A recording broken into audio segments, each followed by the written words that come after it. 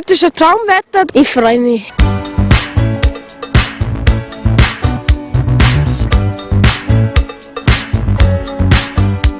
Heute ist ein schönes Wetter zum Rodeln, perfekt. Die Bahn ist immer schön, also mir gefällt es immer. Ich freue mich.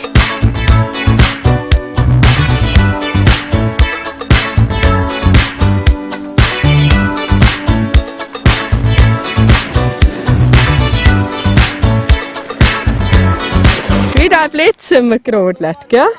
Beim schönsten Wetter hier am Bödeli haben wir einen Traumtag.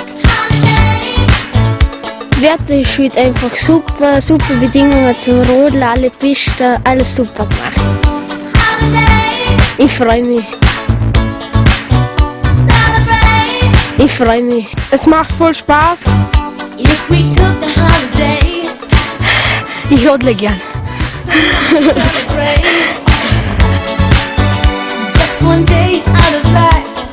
Das ist wirklich super, weil es ist schon glatt und man kann gut fahren. Ja, es ist ein wunderschöner Tag heute. Es ist wunderbar mit den Kindern an den Ferien was draußen da zu machen. Sie nicht immer daheim sitzen, nur vor der Glotze.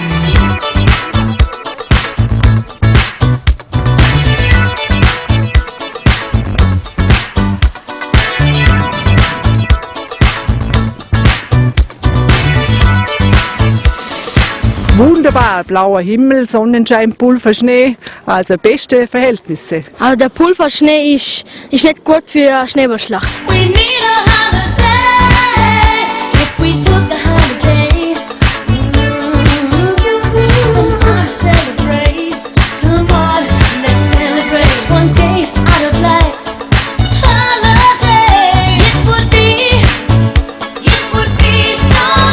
Ich freue mich.